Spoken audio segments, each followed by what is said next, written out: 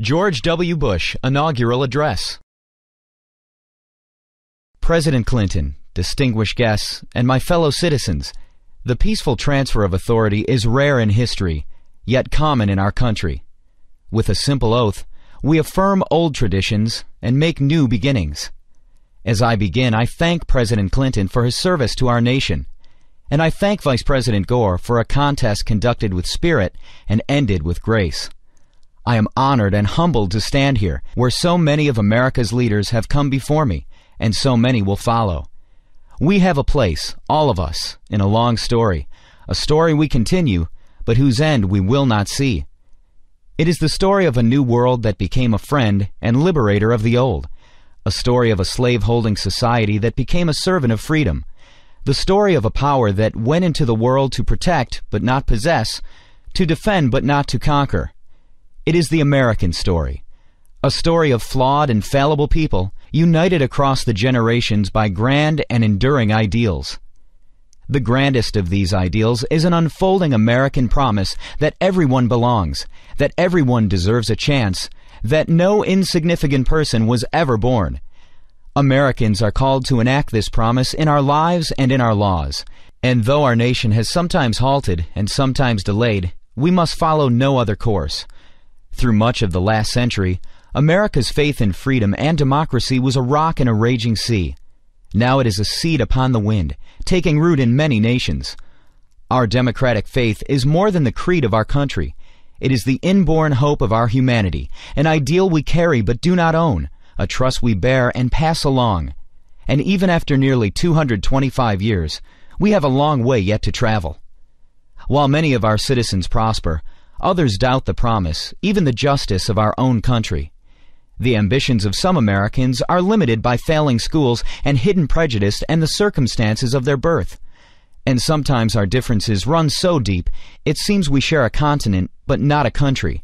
We do not accept this, and we will not allow it. Our unity, our union, is the serious work of leaders and citizens in every generation. And this is my solemn pledge. I will work to build a single nation of justice and opportunity. I know this is in our reach because we are guided by a power larger than ourselves who creates us equal in His image. And we are confident in principles that unite and lead us onward. America has never been united by blood or birth or soil. We are bound by ideals that move us beyond our backgrounds, lift us above our interests, and teach us what it means to be citizens. Every child must be taught these principles. Every citizen must uphold them, and every immigrant, by embracing these ideals, makes our country more, not less, American. Today, we affirm a new commitment to live out our nation's promise through civility, courage, compassion, and character. America, at its best, matches a commitment to principle with a concern for civility. A civil society demands from each of us goodwill and respect, fair dealing and forgiveness. Some seem to believe that our politics can afford to be petty because, in a time of peace, the stakes of our debates appear small. George W. Bush Inaugural Address. But the stakes for America are never small. If our country does not lead the cause of freedom, it will not be led. If we do not turn the hearts of children toward knowledge and character, we will lose their gifts and undermine their idealism. If we permit our economy to drift and decline, the vulnerable will suffer most. We must live up to the calling we share. Civility is not a tactic or a sentiment. It is the determined choice of trust over cynicism, of community over chaos. And this commitment, if we keep it, is a way to shared accomplishment. America, at its best, is also courageous. Our national courage has been clear in times of depression and war, when defending common dangers defined our common good. Now we must choose if the example of our fathers and mothers will inspire us or condemn us. We must show courage in a time of blessing by confronting problems instead of passing them on to future generations. Together, we will reclaim America's schools, before ignorance and apathy claim more young lives. We will reform Social Security and Medicare, sparing our children from struggles we have the power to prevent. And we will reduce taxes to recover the momentum of our economy and reward the effort and enterprise of working Americans. We will build our defenses beyond challenge, lest weakness invite challenge. We will confront weapons of mass destruction so that a new century is spared new horrors. The enemies of liberty in our country should make no mistake. America remains engaged in the world by history and by choice, shaping a balance of power that favors freedom. We will defend our allies and our interests. We will show purpose without arrogance. We will meet aggression and bad faith with resolve and strength. And to all nations, we will speak for the values that gave our nation birth. America at its best is compassionate. In the quiet of American conscience, we know that deep, persistent poverty is unworthy of our nation's promise. And whatever our views of its cause, we can agree that children at risk are not at fault. Abandonment and abuse are not acts of God. They are failures of love. And the proliferation of prisons, however necessary, is no substitute for hope and order in our souls. Where there is suffering, there is duty. Americans in need are not strangers. They are citizens, not problems, but priorities. And all of us are diminished when any are hopeless. Government has great responsibilities for public safety and public health, for civil rights and common schools. Yet compassion is the work of a nation, not just a government. And some needs and hurts are so deep, they will only respond to a mentor's touch or a pastor's prayer. Church and charity, synagogue and mosque lend our communities their humanity, and they will have an honored place in our plans and in our laws. Many in our country do not know the pain of poverty, but we can listen to those who do. And I can pledge our nation to a goal. When we see that wounded traveler on the road to Jericho, we will not pass to the other side. George W. Bush Inaugural Address. America at its best is a place where personal responsibility is valued and expected. Encouraging responsibility is not a search for scapegoats. It is a call to conscience. And though it requires sacrifice, it brings a deeper fulfillment. We find the fullness of life not only in options but in commitments, and we find that children and community are the commitments that set us free. Our public interest depends on private character, on civic duty and family bonds and basic fairness, on uncounted, unhonored acts of decency which give direction to our freedom. Sometimes in life we are called to do great things, but as a saint of our times has said, every day we are called to do small things with great love. The most important tasks of a democracy are done by everyone. I will live and lead by these principles, to advance my convictions with civility, to pursue the public interest with courage, to speak for greater justice and compassion, to call for responsibility, and try to live it as well. In all these ways, I will bring the values of our history to the care of our times. What you do is as important as anything government does.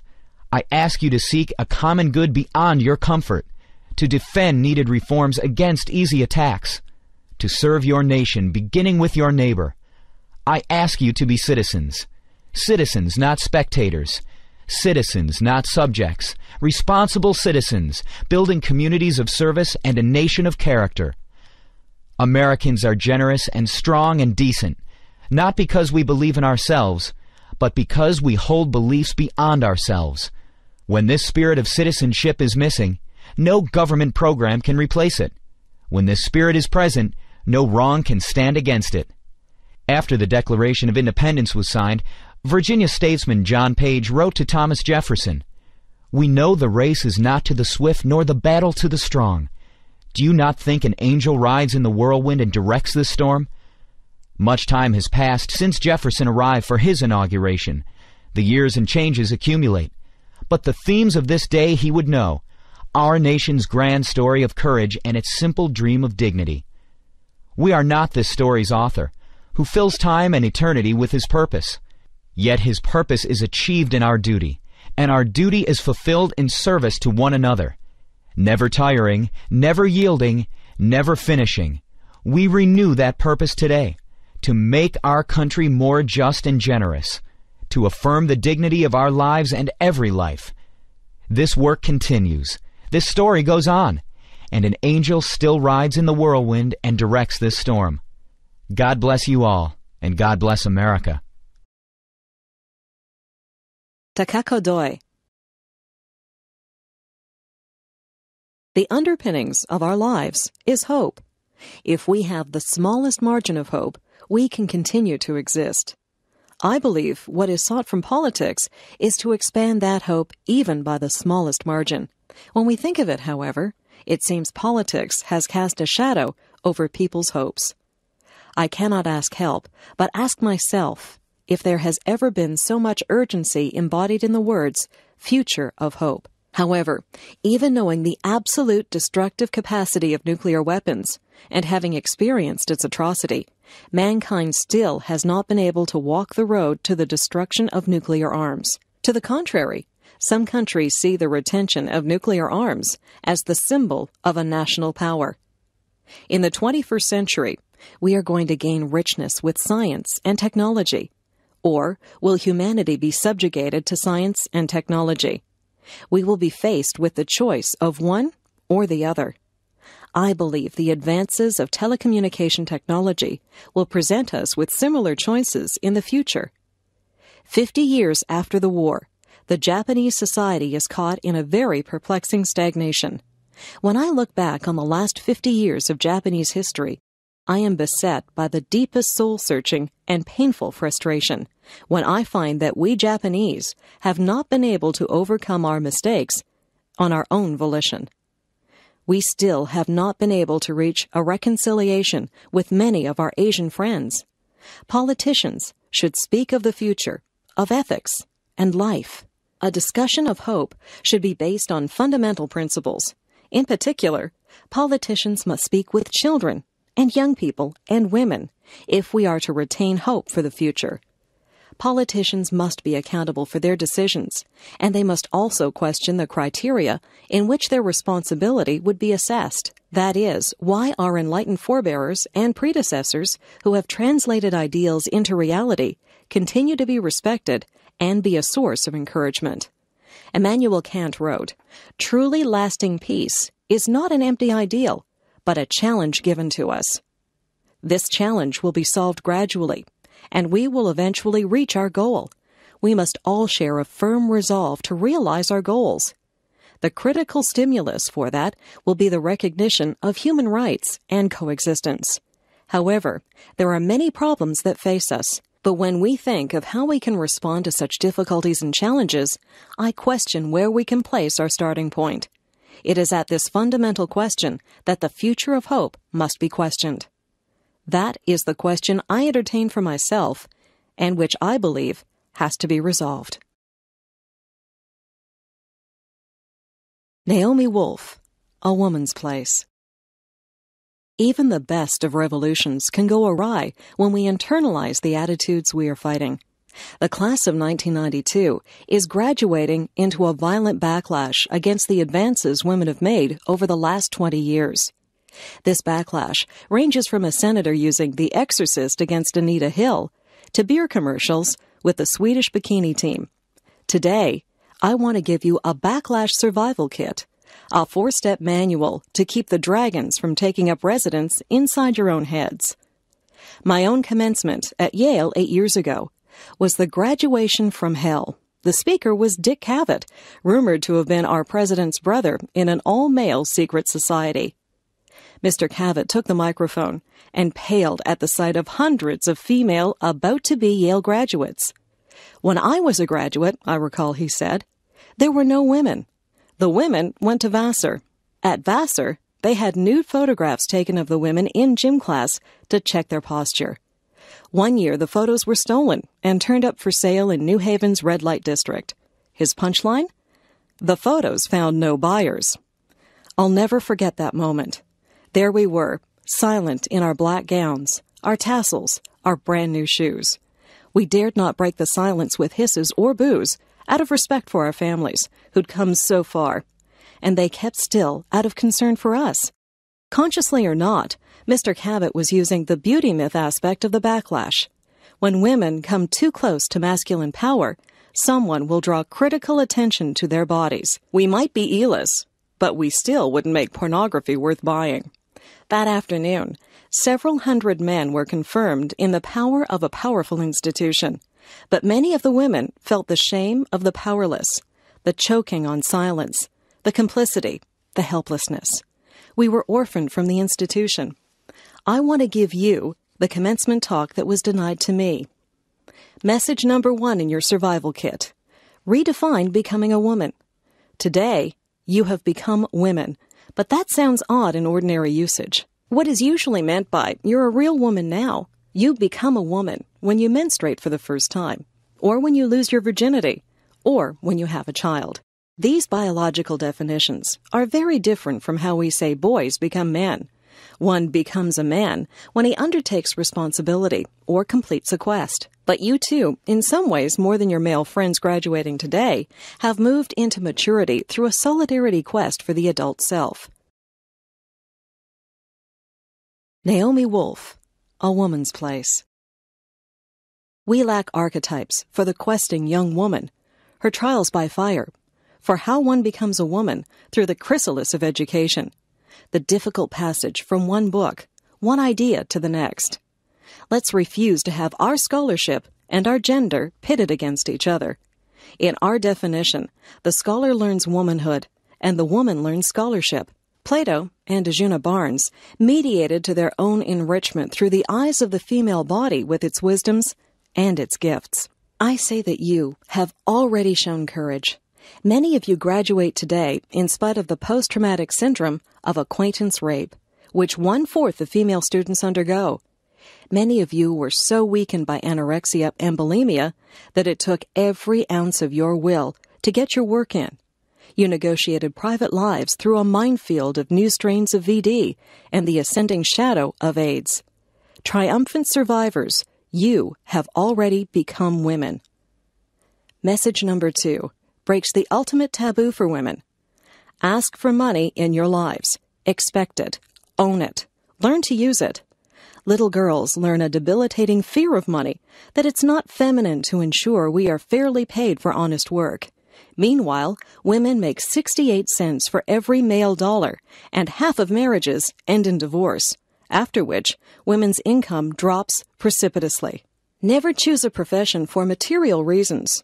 But whatever field your heart decides on, for God's sake, get the most specialized training in it you can, and hold out hard for just compensation, parental leave, and childcare. Resist your assignment to the class of highly competent, grossly underpaid women who run the show, while others get the case and the credit. Claim money, not out of greed, but so you can tithe to women's political organizations, shelters, and educational institutions. Sexist institutions won't yield power if they're just patient long enough. The only language the status quo understands is money, votes, and public embarrassment. When you have equity, you have influence.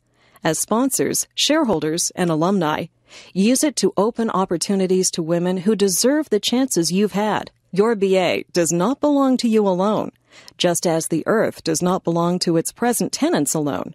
Your education was lent to you by women of the past, and you will give some back to living women and to your daughters 7 generations from now.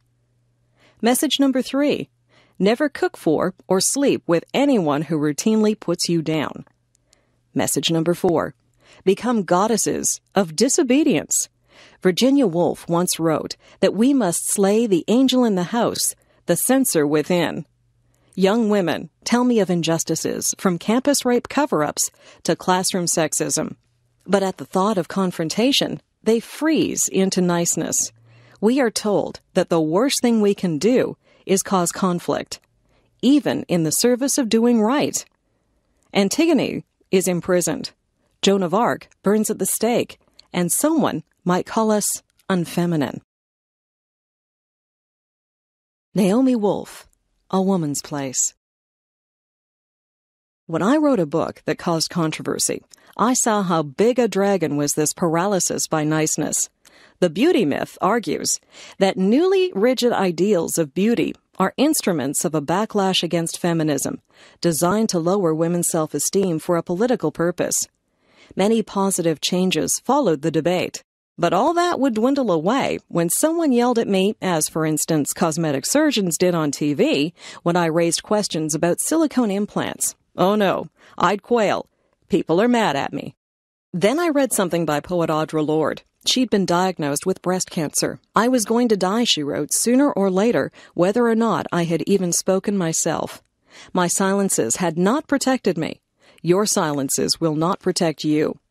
What are the words you do not have yet? What are the tyrannies you swallow day by day and attempt to make your own until you will sicken and die of them, still in silence?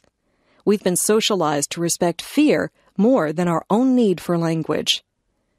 I began to ask each time, what's the worst that could happen to me if I tell this truth? Unlike women in other countries, our breaking silence is unlikely to have us jailed, disappeared, or run off the road at night. Our speaking out will irritate some people, get us called bitchy or hypersensitive, and disrupt some dinner parties. And then, our speaking out will permit other women to speak until laws are changed and lives are saved, and the world is altered forever. Next time, ask what's the worst that will happen. Then push yourself a little further than you dare. Once you start to speak, people will yell at you, and they will interrupt you, put you down, and suggest it's personal. And the world won't end.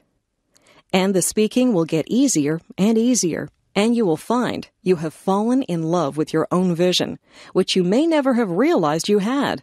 And you will lose some friends and lovers and realize you don't miss them. And new ones will find you and cherish you.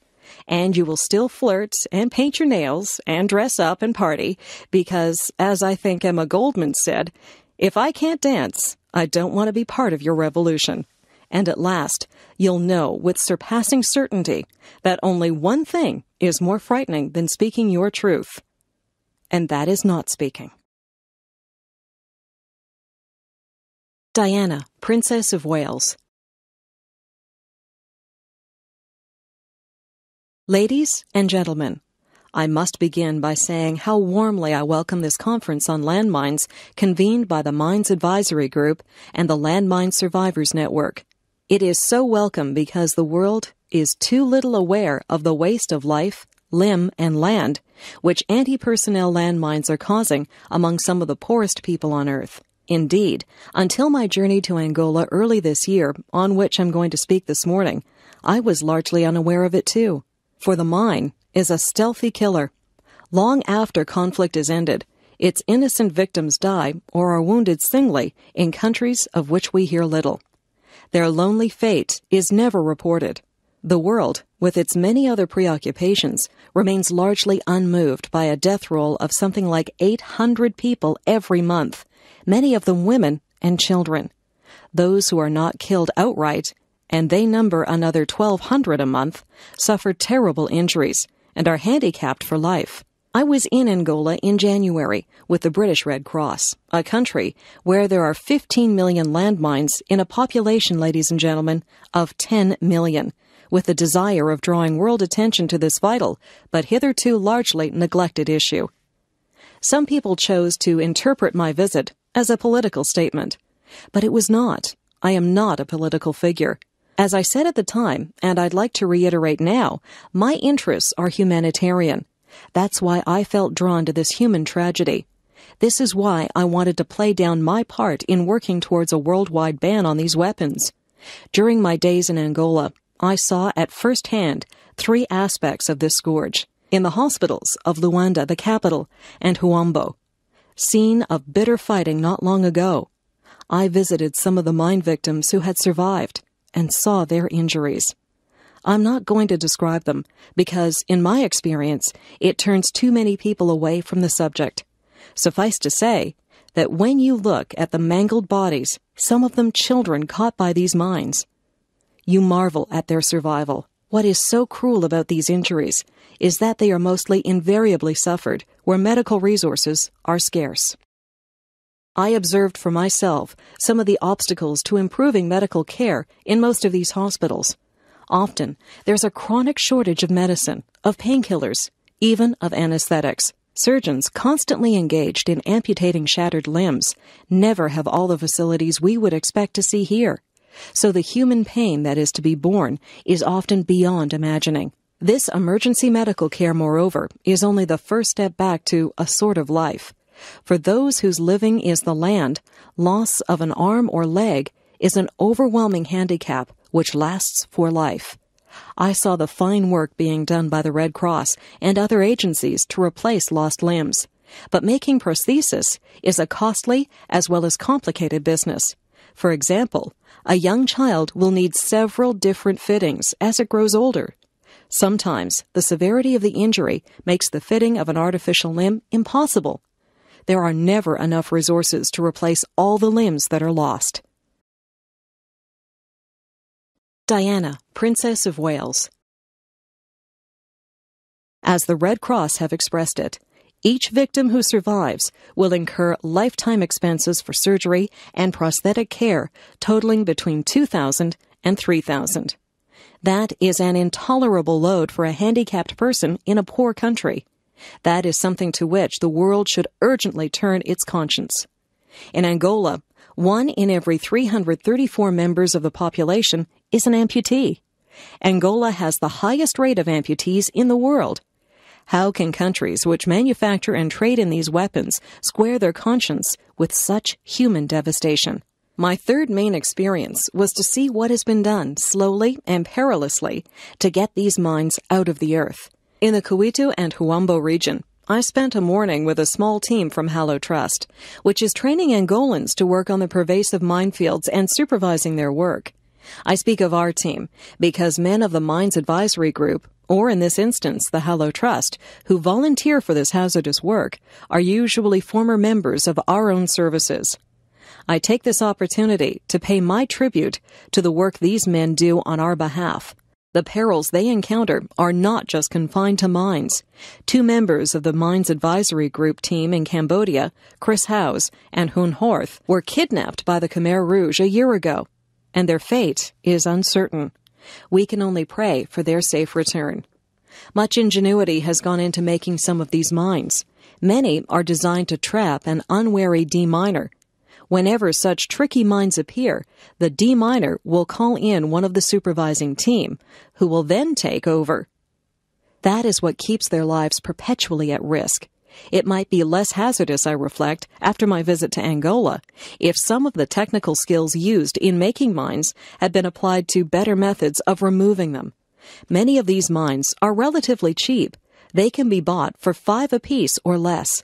Tracing them, lifting them, and disposing of them costs far more, sometimes as much as 100 times more.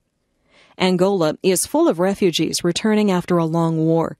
They present another aspect of this tragedy. The refugee turns towards home, often ignorant of conditions in his homeland. He knows of mines, but homeward bound, eagerness to complete the journey gets the better of him.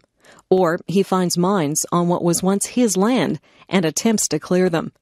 There were many examples of that in Angola. These mines inflict most of their casualties on the people who are trying to meet the elementary needs of life.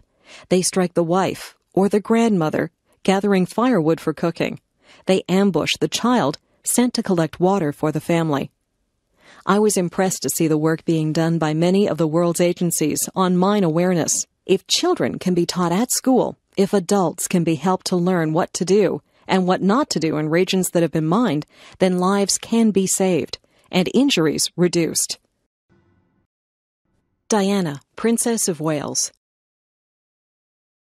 There are said to be around 110 million mines lurking somewhere in the world, and over a third of them are to be found in Africa.